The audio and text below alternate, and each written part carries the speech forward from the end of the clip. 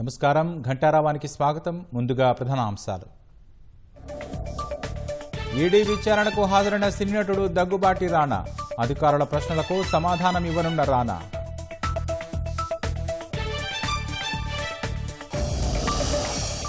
హనుమకొండలో మంత్రి కొండా సురేఖ ఇంటి ముందు కార్మికుల ఆందోళన. మధ్యాహ్న భోజన పథకాన్ని ఏ సంస్థకు అప్పగించవద్దని డిమాండ్. మెదక్ జిల్లాలో ఒకదానికొకటి ఢీకొన్న పాఠశాల బస్సు, కారు, బైకు. విద్యార్థులకు తప్పిన ప్రమాదం, 2 వ్యక్తులకు గాయాలు. హిమాయత్ సాగర్ జలాశయానికి కొనసాగుతున్న వరద. 3 గేట్లు ఎత్తి మూసీలోకి నీటి విడుదల.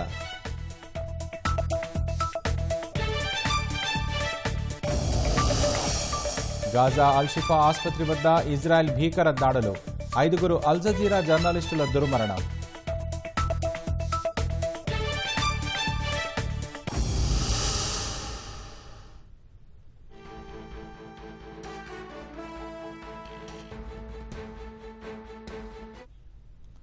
బెట్టింగ్ యాప్ ప్రచారం కేసులో ఈడీ విచారణకు హీరో రానా హాజరయ్యారు. ఇప్పటికే ఈడీ విచారణకు ప్రకాష్ రాజ్, విజయ్ దేవరకొండ హాజరయ్యారు. మరింత సమాచారం మా ప్రతినిధి రమేష్ ప్రత్యక్ష ప్రసారం ద్వారా అందిస్తారు.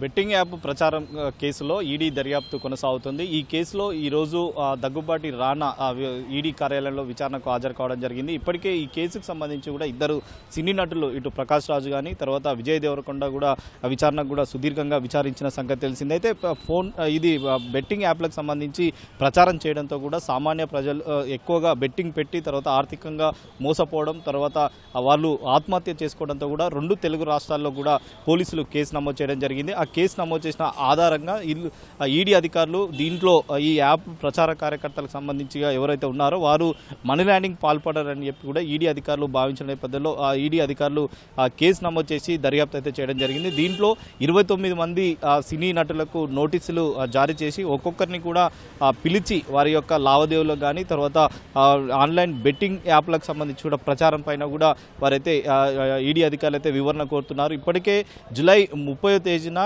ప్రకాష్ రాజ్ని ఈడీ కార్యాలయాన్ని విచారించగా తను మొత్తం సుదీర్ఘంగా 6 గంటల పాటు కూడా ఈడీ అధికారులు విచారణ కొనసాగించడం జరిగింది. దాంట్లో అతను కేవలం అంటే ప్రచారం చేశాను కానీ ఎక్కడ కూడా పారితోషికం తీసుకోలేదని చెప్పి కూడా ఈడీ అధికారులకు చెప్పినట్లు అతను విచారణ అనంతరం కూడా మీడియా ముందు అయితే మాట్లాడడం జరిగింది. తర్వాత విజయ్ దేవరకొండ కూడా ఈ నెలలో అతన్ని సుదీర్ఘంగా దాదాపు 5 గంటల పాటు కూడా విచారించడం జరిగింది. విచారణ క్రమంలో కేవలం అతను బెట్టింగ్ యాప్ల పైన కాదు, గేమింగ్ యాప్ల పైన ప్రచారం చేశాను, తర్వాత అలాంటి యాప్ల పైన కూడా ఇంకొకసారి ప్రచారం చేయనని చెప్పి కూడా విజయ్ దేవరకొండ అయితే ఈడీ అధికారుల వారికి అయితే చెప్పడం జరిగింది. అయితే అనంతరం కూడా మీడియాతో మాట్లాడి తర్వాత ఈ యాప్లకు సంబంధించి ఎక్కడ ఏ రాష్ట్రంలో వాటిని నిషేధించడం జరిగింది, తర్వాత ఎక్కడ ఈ యాప్లకు సంబంధించి కూడా చేసి తర్వాత ఎవరైతే ఆత్మహత్యలకు పాల్పడడం జరిగిందో వారికి నష్టం జరగకుండా ఇంకొకసారి చూసుకుంటారని చెప్పి కూడా అతనైతే చెప్పడం జరిగింది. అయితే ఈరోజు ప్రధానంగా సినీ నటుడు కూడా దగ్గుబాటి రానా కూడా విచారణకైతే హాజరు కావడం జరిగింది. అతనికి సంబంధించి కూడా గతంలో ఒకసారి నోటీసులు జారీ చేసినప్పటికీ అతను సినిమా షూటింగ్ బిజీగా ఉండే కారణంగా నేను విచారణకు హాజరు కాలేకపోతున్నాను కాబట్టి మరొకసారి విచారణ తేజీని కూడా ఇవ్వాలని చెప్పి కూడా గతంలో అడగడం జరిగింది. ఆ నేపథ్యంలోనే ఈరోజు విచారణకు హాజరు కావాలని చెప్పి కూడా ఈడీ అధికారులు సూచించడంతో కూడా అయితే ఈరోజు అతను కొద్దిసేపటైతే కిందనే అయితే విచారణకు హాజరు కావడం జరిగింది. అతను కూడా అతనికి సంబంధించిన లావాదేవీలపైన కానీ తర్వాత ఆ యాప్ల ప్రచారం సమయంలో ఇతను ఎంత డబ్బులు పారితోషికంగా తీసుకోవడం జరిగింది, తర్వాత ఐటీ రిటర్న్స్ సంబంధించి కూడా అతను చెల్లించారా లేదని దాని మీద కూడా ప్రత్యేకంగా ఈడీ అధికారులు కూడా వివరాలను అడిగే అవకాశం ఉంది. పూర్తిగా ఈ కేసులో ఇప్పటికే 2 తెలుగు రాష్ట్రాల్లో కూడా నమోదు కావడం, తర్వాత ఎంతోమంది కూడా ఆత్మహత్య చేసుకోవడంతో కూడా ఇటు తెలంగాణ ప్రభుత్వం కానీ తర్వాత ఏపీలకు సంబంధించి కూడా కేసులు నమోదు కావడంతో కూడా ఇప్పటికే ఇప్పటికే హైదరాబాద్లో ఒక సిట్ పోలీసు ఉన్నతాధికారుల నేపథ్యంలో కూడా దీని సిట్ను ఏర్పాటు చేసి ఒక పక్క దర్యాప్తు కొనసాగుతుంది. దీంట్లో సినీ ప్రముఖులు కానీ తర్వాత యూట్యూబ్ ఇన్ఫ్లుయెన్సర్కి సంబంధించి ఎవరైతే ఉన్నారో వారిపైన కూడా కేసులు నమోదై ఒక పక్క దర్యాప్తు కొనసాగుతున్నాయి. మరొక పక్క ఈడీ అధికారులు అయితే ఈరోజు ఈ దర్యాప్తుకు సంబంధించి కూడా కొనసాగిస్తున్నారు. దీంట్లో సినీ నటులు ఎక్కువగా ప్రచార కార్యకర్తలు ఉండడంతో కూడా వారు జరిపిన ఏ యాప్లపైన కూడా ప్రచారం చేయడం జరిగింది. వారికి సంబంధించి కూడా ఆ లావాదేవీలు కానీ తర్వాత వారు తీసుకున్న ఆ పారిశ్రామికం పైన కూడా ముఖ్యంగా వారు ఈడీ అధికారులు అయితే దృష్టి సాధించాల్సింది. మొత్తం ఈ కేసులో కూడా అంటే మనీ ల్యాండింగ్ పాల్పడారు, తర్వాత మనీ ల్యాండింగ్ సంబంధించి కూడా జరిగి ఉందని చెప్పి కూడా ఈడీ అధికారులు భావిస్తున్నారు. కాబట్టి ఇప్పటివరకు దానికి సంబంధించిన వివరాలు ఒక్కొక్కరిని అడిగి తెలుసుకుంటున్నారు. మొత్తం 29 మందికి కూడా నోటీసులు అధికారులు కూడా వారికి సినీ ప్రముఖులకు ఇవ్వడం జరిగింది. కాబట్టి ఇప్పటికే ఇద్దరు సినీ ప్రముఖులు అయితే విచారణను పూర్తి చేయడం జరిగింది. ఈరోజు రానా సుదీర్ఘంగా విచారించిన తర్వాత అతని నుంచి కూడా వివరాలు తీసుకునే అవకాశం ఉంది. ఈ నెల 17వ తేదీన సినీ నటి మంచు లక్ష్మి కూడా విచారణకు వచ్చే అవకాశం ఉంది. ఆమె నుంచి కూడా విచారణకు సంబంధించి కూడా పూర్తిగా అంటే బెట్టింగ్ యాప్ల ప్రచారం సమయాన్ని కూడా ఏ విధంగా చేయడం జరిగింది, నిర్వాహకులు ఏ విధంగా వీళ్ళని సంప్రదించడం జరిగింది, ఎంతవరకు వీళ్ళకి పారిశ్రామికం కానీ ఏ విధంగా వీళ్ళకు అమౌంట్ చెల్లించారన్న దాని మీద కూడా ప్రత్యేకంగా ఈడీ అధికారులు అయితే దృష్టి సాధించినట్టు తెలిసింది. దాని వివరాలు తీసుకున్న తర్వాత ఈ కేసులో 29 మందిని విచారణ పూర్తి చేసిన తర్వాత కూడా ఈ కేసులో ఈడీ అధికారులు అయితే దర్యాప్తుకు సంబంధించి కూడా ముందుకు వెళ్ళే అవకాశం ఉంది. మరి అప్పుడు ఎలా ఉండబోతుంది, తర్వాత ఇప్పటికే నిర్వాహకులకు సంబంధించి కూడా అందరికీ కూడా విదేశీ కంపెనీలుగా బెట్టింగ్ సంబంధించి కూడా కంపెనీలు ఉన్నట్లు కూడా ఇప్పటికే అధికారులు ప్రాథమికంగా గుర్తించినట్లు తెలుస్తుంది. దాని ఆధారంగా మరి ఆ కంపెనీల నిర్వాహకులకు సంబంధించి మరి ఎలా ఉండబోతుంది, ఎలాంటి చర్యలు తీసుకోబోతారు అనేది కూడా ప్రస్తుతం అయితే వేచి చూడాలి. విచారణకు సంబంధించి కూడా దాదాపు ఇంకా ఒక నెల సమయం కూడా పడుతుంది. ఒక్కొక్కరిని కూడా ఒక తేదీని ప్రకటించి ఆ తేదీకి సంబంధించి కూడా వారిని రావాలని చెప్పి కూడా నోటీసులు ఇవ్వడం జరిగింది. నోటీసులు ఇచ్చిన తర్వాత విచారణకు వచ్చే అవకాశం ఉంది. కొంచెం ఎందుకంటే సినీ ప్రముఖులు ఉన్నారు కాబట్టి అయితే ఇటు ఆ సినిమా షెడ్యూల్కి సంబంధించి కూడా ఆ షూటింగ్ సమయంలో ఏదైనా బిజీ ఉన్నట్లయితే మరొకసారి ఆ తేదీ కూడా అడిగే అవకాశం ఉంది. కాబట్టి వారు ఒక్కొక్కరి అడిగిన తేదీల ప్రకారమే అధికారులు కూడా ఈడీ అధికారులు కూడా వారికి సమయం ఇచ్చే అవకాశం ఉంది. కాబట్టి పూర్తిగా విచారణ తర్వాత దర్యాప్తుకు సంబంధించి కూడా పూర్తి చేసిన తర్వాత ఈ కేసులో ఈడీ అధికారులు అయితే ముందుకు వెళ్ళే అవకాశాలు అయితే కనపడుతున్నాయి. Vote studio.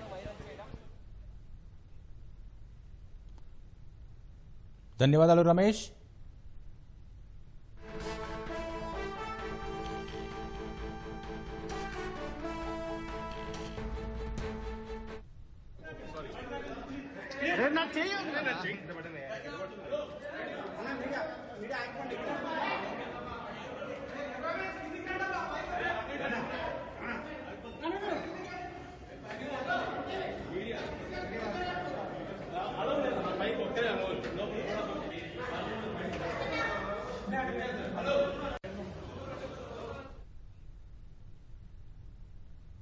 హనుమకొండలో మంత్రి కొండా సురేఖ ఇంటి ముందు సిఐటియు ఆధ్వర్యంలో మధ్యాహ్న భోజన పథకం మహిళా కార్మికులు ఆందోళన చేపట్టారు. మధ్యాహ్న భోజన పథకాన్ని అక్షయపాత్ర సంస్థకు అప్పగించవద్దని మహిళలు డిమాండ్ చేస్తున్నారు. మంత్రి ఇల్లు ముట్టడించేందుకు కార్మికులు యత్నించడంతో పోలీసులు వారిని అడ్డుకున్నారు. ఆందోళనకారులను పోలీసులు అదుపులోకి తీసుకున్నారు.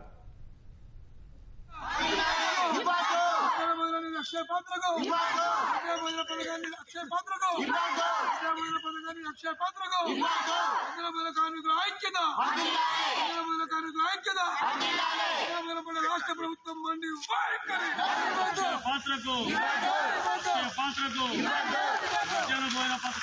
ప్రభుత్వం కేటాయించాలి, మా పథకాన్ని మాకే కేటాయించాలి, మా పథకాన్ని మాకే మా పథకాన్ని మాకే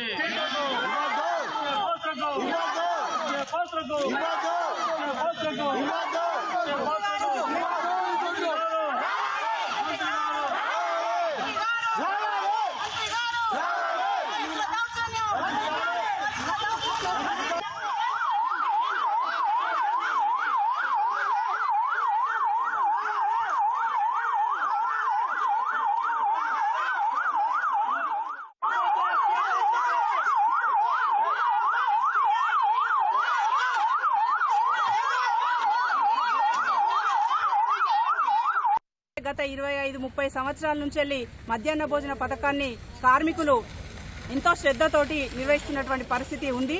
వీళ్లకు దాదాపు 12 నెలల నుంచి పెండింగ్ బిల్లులున్నాయి. గుడ్డుకు అదనంగా బడ్జెట్ ఇవ్వడం లేదు. అట్లాగే వీళ్ళకి కావాల్సినటువంటి సౌకర్యాలు ఏవి కూడా ప్రభుత్వం కల్పించకపోయినా పుస్తెలు సైతం తాకట్టు పెట్టి మధ్యాహ్న భోజన పథకాన్ని సమర్థవంతంగా నిర్వహిస్తున్నటువంటి పరిస్థితి ఉంది. ఇట్లాంటి పరిస్థితులలో పెండింగ్ బిల్లులు ఇవ్వాలని చెప్పేసి ఒకవైపు మధ్యాహ్న భోజన కార్మికులు కొట్లాడుతున్నారు. అట్లాగే రేవంత్ రెడ్డి గారు అధికారంలోకి వచ్చే ముందు 10,000 రూపాయల ఫిక్స్డ్ వేతనం మధ్యాహ్న భోజన కార్మికులకు ఇస్తామని చెప్పేసి హామీ కూడా ఇవ్వడం జరిగింది. ఇట్లాంటి హామీలను ఇవ్వకుండా ఇవన్నీ పెండింగ్ లో పెట్టి ఈ రోజు మధ్యాహ్న భోజన పథకాన్ని చాలా దుర్మార్గంగా ఈరోజు అక్షయ పాత్రకు లాంటి స్వచ్ఛంద సంస్థలకు అప్పజెప్పే ప్రయత్నం ఈ కాంగ్రెస్ ప్రభుత్వం చేస్తా ఉంది. వెంటనే కాంగ్రెస్ ప్రభుత్వం ఈ నిర్ణయాన్ని వెనక్కి తీసుకోవాలి, అక్షయ పాత్రకు ఇచ్చేటువంటి నిర్ణయాన్ని రద్దు చేయాలని చెప్పేసి డిమాండ్ చేస్తున్నాం. రాజన్న సిరిసిల్ల జిల్లా చందుర్తి మండలంలోని ప్రాథమిక వ్యవసాయ సహకార సంఘం ఎదుట యూరియా కోసం రైతులు ఉదయం నుంచి బారులు తీరారు. వివిధ గ్రామాలకు చెందిన పలువురు రైతులు యూరియా బస్తాల కోసం చెప్పులు వరుసగా పెట్టి నిలుచున్నారు. కొంతమంది ప్రైవేటు వ్యాపారులు యూరియాను అధిక ధరలకు విక్రయిస్తున్నారని రైతులు తెలిపారు. ఓవైపు అధికారులు యూరియా కొరత లేదని చెబుతున్నారు. కానీ సహకార సంఘాల ఎదుట యూరియా కోసం రైతులకు నిరీక్షణ మాత్రం తప్పడం లేదు. బయట ప్రైవేటు ధరలకు యూరియా కొనుగోలు చేయలేమని ప్రభుత్వమే చొరవ తీసుకుని రైతులకు సరిపడా యూరియా సరఫరా చేయాలని రైతులు కోరుతున్నారు.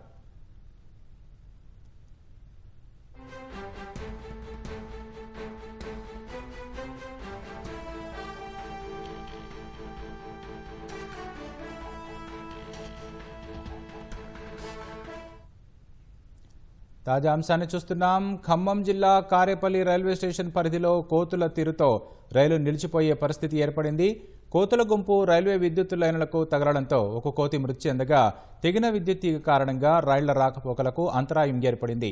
ఉదయం కాకతీయ రైలు గంటకు పైగా కోతుల కారణంగా నిలిచిపోవాల్సి రావడంతో ప్రయాణికులు ఇబ్బందులు పడ్డారు. పరిస్థితిని గమనించిన రైల్వే అధికారులు సిబ్బంది త్వరితగతిన చర్యలు చేపట్టడంతో రైళ్ల పునరుద్ధరణ జరిగింది. జనావాసాలు, రహదారులు, వాహన సంచారం పరిధిలోనే కోతుల విడద ఉన్న నేపథ్యంలో తాజాగా ఆ జాబితాలో రైళ్లు కూడా చేరాయి. అధిక విద్యుత్ సరఫరాతో ఉండే రైల్వే లైన్లు కోతులకు ప్రాణ సంకటంగా మారింది. ప్రతి రైల్వే స్టేషన్ పరిధిలో గుంపులు గుంపులుగా ఉంటున్న కోతులు ఇప్పుడు విద్యుత్ తీగలతో వాటి ప్రాణాలకు ప్రమాదంగా మారింది. మరోవైపు ప్రయాణికులకు రైళ్ల రాకపోకలకు ఇబ్బందికరంగా మారింది.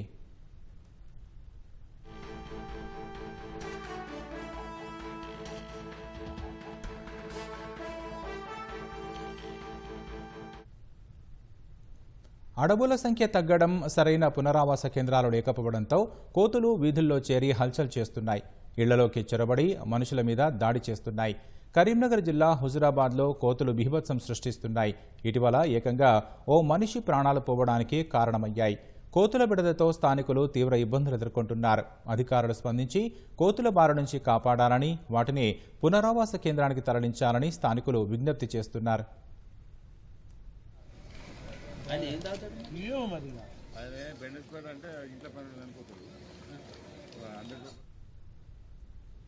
మెదక్ జిల్లా హవేలీ ఘనపూర్ మండలం సెమ్నాపూర్ వద్ద రామాయంపేట నుంచి మెదక్ వైపు వెళుతున్న సెయింట్ థామస్ స్కూల్ బస్సుకు పెను ప్రమాదం తప్పింది. బస్సును కారును వెనుక నుంచి ఢీకొట్టింది. ఆ వెంటనే కారును మరో ద్విచక్ర వాహనం ఢీకొట్టింది. ప్రమాదంలో ద్విచక్ర వాహనంపై ఉన్న వ్యక్తికి తీవ్ర గాయాలు కాగా కారు ముందు భాగం పూర్తిగా ధ్వంసమయ్యింది. బస్సు రోడ్డుపై నుంచి కిందకు దూసుకెళ్లకుండా డ్రైవర్ చాకచక్యంగా వ్యవహరించడంతో పెను ప్రమాదం తప్పింది. దీంతో విద్యార్థుల తల్లిదండ్రులు ఊపిరి పీల్చుకున్నారు. విద్యార్థులకు ఎలాంటి గాయాలు కాలేదు.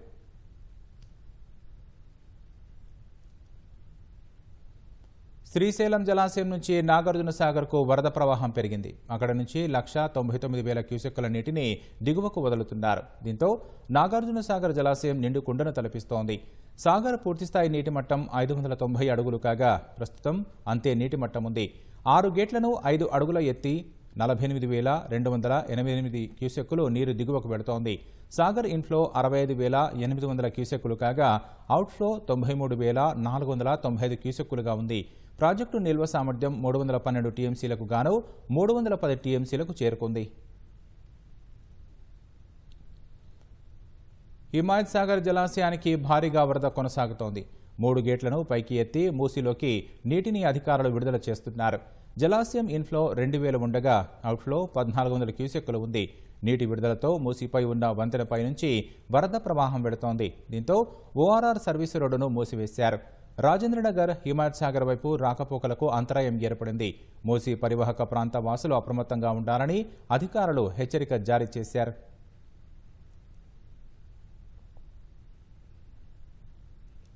దేశంలోనే మొట్టమొదటి అత్యాధునిక ఆటోమేటెడ్ పార్కింగ్ ప్రాజెక్ట్ హైదరాబాద్లో అందుబాటులోకి రాబోతోంది. పార్కింగ్ కష్టాలను తీర్చే దిశగా ఒక అద్భుతమైన ప్రాజెక్టుకు హైదరాబాద్ మెట్రో రైల్ తుది మెరుగులు దిద్దుతోంది. పీపీపీ విధానంలో 102 కోట్ల రూపాయల వ్యయంతో 10 అంతస్తుల్లో పార్కింగ్ చేసేలా ఈ బహుళ అంతస్తుల భవనాన్ని నిర్మించారు. పూర్తిస్థాయి ఆటోమేటెడ్ బహుళ అంతస్తుల పార్కింగ్ బహుళ అంతస్తుల భవనం హైదరాబాద్ నాంపల్లిలో సిద్ధమైంది. ఈ ప్రాజెక్టును పరిశీలించిన metro rail MD NVS Reddy ప్రభుత్వం నుంచి తుది అనుమతులు లభించిన వెంటనే ఇది అందుబాటులోకి వస్తుందని తెలిపారు. హెచ్ఎంఆర్ఎల్ ఆధ్వర్యంలో ఈ ప్రాజెక్టును పీపీపీ విధానంలో 102 కోట్ల రూపాయల వ్యయంతో నోవం సంస్థ నిర్మించినట్లు తెలిపారు. జర్మనీకి చెందిన అత్యాధునిక పాలిస్ సాంకేతికతతో పూర్తి ఆటోమేటెడ్ పజిల్ పార్కింగ్ సిస్టమ్ గా సిద్ధం చేశారని వివరించారు. Nampally multi level parking project ప్రపంచంలోనే అత్యంత ఆధునికమైన పార్కింగ్ కాంప్లెక్సుల్లో ఒకటని, మన దేశంలో ఇదే మొదటిదని ఎన్వీఎస్ రెడ్డి తెలిపారు.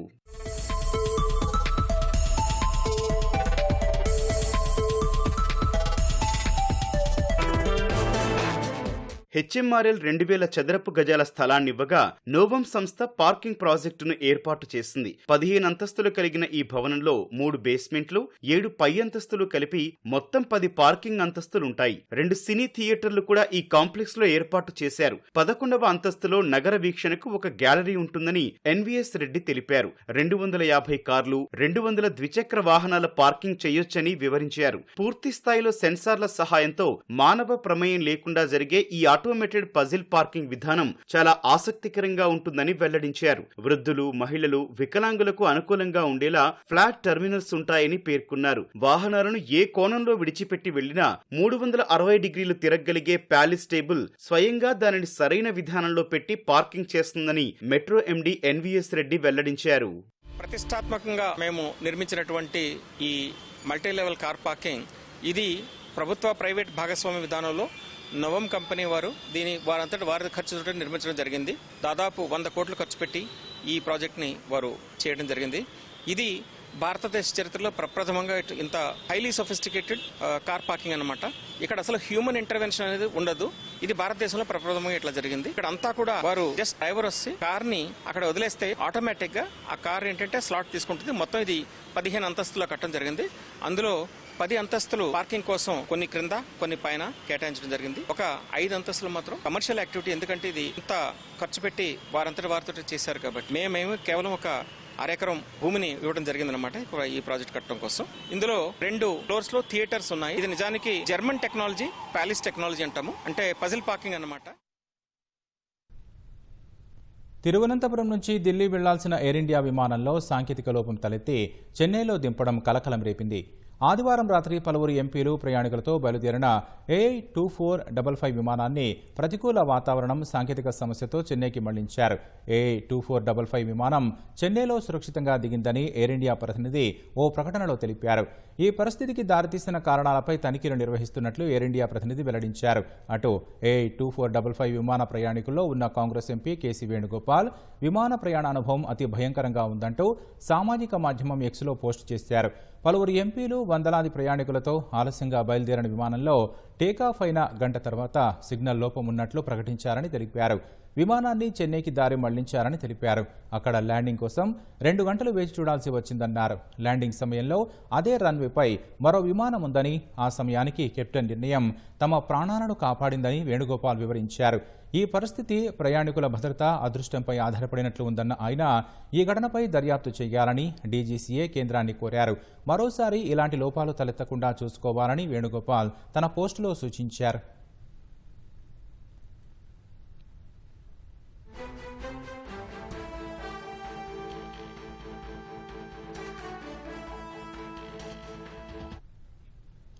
తాజా అంశాన్ని చూస్తున్నాం. హెచ్సీఏ కేసులో సిఐడి దర్యాప్తు కొనసాగుతోంది. 5వ రోజు కస్టడీలో ఉన్న హెచ్సీఏ సెక్రటరీ దేవరాజును అధికారులు ప్రశ్నిస్తున్నారు. బీసీసీఐ నుంచి వచ్చిన నిధుల గోల్మాల్పై దేవరాజును విచారణ చేస్తున్నారు. మరింత సమాచారం మా ప్రతినిధి రమేష్ నాయుడు తెలుసుకుందాం. రమేష్, చెప్పండి, దేవరాజును సిఐడి ప్రశ్నించడంపై మీ వద్ద ఉన్న సమాచారం ఏంటి? ఎఫ్సీఏ అవకతవకల కేసులో సిఐడి దర్యాప్తు కొనసాగుతుంది. ఇప్పటికే ఏటుగా ఉన్న దేవరాజును పోలీసులు అరెస్ట్ చేసి కస్టడీ తీసుకోవడం జరిగింది. దాదాపు ఈ నెల 17వ తేదీ వరకు కూడా సిఐడి అధికారులు అతన్ని కస్టడీ తీసుకున్నారు. కస్టడీలో భాగంగా ఈ అవకతవకల కేసులో చాలా కీలక రోల్ దేవరాజు పోషించారని చెప్పి కూడా సిఐడి అధికారులు భావిస్తున్నప్పటికీ అయితే దీంట్లో ఎలాంటి లావాదేవీలపైన కూడా అక్రమాలు పాల్పడడం జరిగిందనే విధంగా ప్రధానంగా సిఐడి అధికారులు అయితే దృష్టి పెట్టినట్టు తెలుస్తుంది. ఇప్పటివరకు సిఐడి అధికారులు అతన్ని కస్టడీలో 5వ రోజు ఈ రోజు కస్టడీలో భాగంగా కొంతవరకు సమాచారం తీసుకొని ఆయన నివాసంలో కూడా సోదాలు నిర్వహించి కొంతవరకు ఆధారాలు కానీ కొన్ని వివరాలు అయితే పోలీసులు సేకరించడం తెలుస్తుంది. దాంట్లో అధికారులు వివరాలు తెలుసుకునే సమయంలోనే ఇక్కడ బీసీసీఐ నుంచి వచ్చిన నిధులకు సంబంధించి కూడా అంటే ఏ సంవత్సరం ఎంత నిధులు వచ్చడం జరిగింది, ఆ నిధులకు సంబంధించి వీళ్ళు ఎక్కడ దుర్వినియోగం చేశారన్న దాని మీద కూడా ప్రత్యేకంగా ఆ సిఐడి దానిపై ప్రశ్నిస్తున్నట్లు తెలుస్తుంది. ఇప్పటికీ గతంలో జరిగిన మ్యాచ్లకు సంబంధించి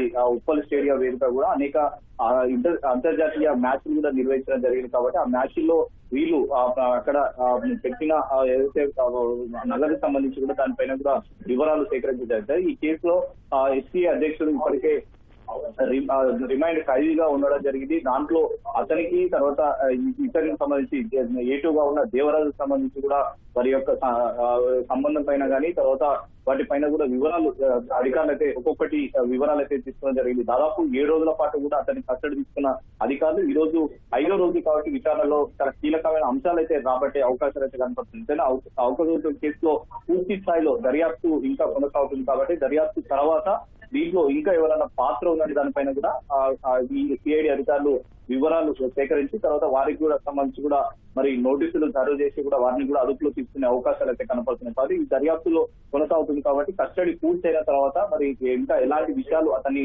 నుంచి రాబడతారు అనేది కూడా తెలియాల్సిన పరిస్థితి. ధన్యవాదాలు రమేష్.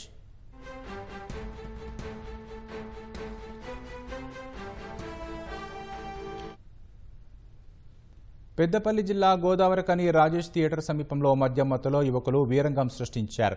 యువకులు సిగరెట్ తాగుతున్న క్రమంలో ఓ పాన్ షాప్ యజమాని పక్కకు వెళ్లి తాగమని సూచించారు. దీంతో అతడిపై వారు దాడి చేశారు. రహదారిపై ఇరు వర్గాల యువకుల ఘర్షణతో ట్రాఫిక్కు అంతరాయం ఏర్పడింది. స్థానికులు పోలీసులకు సమాచారం ఇవ్వడంతో సంఘటనా స్థలానికి చేరుకుని వారిని అదుపులోకి తీసుకుని పోలీస్ స్టేషన్కు తరలించారు.